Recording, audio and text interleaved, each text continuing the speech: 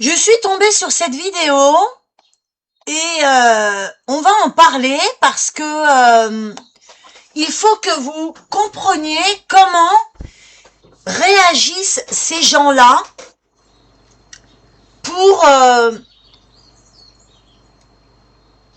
avoir le dernier mot. Voilà, je vous laisse écouter et on en parle après.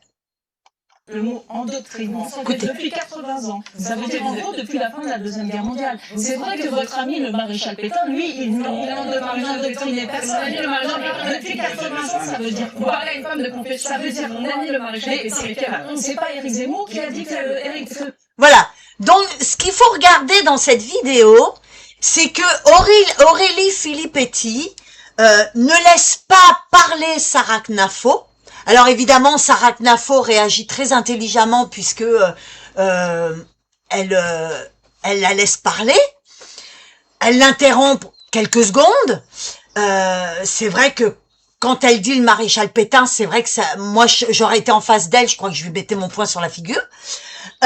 Parce que des gens comme ça, ils se servent de ça parce qu'ils n'ont pas d'argument.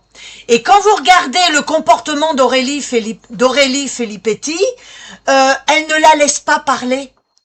Elle est dans l'attaque parce qu'elle n'a pas d'argument.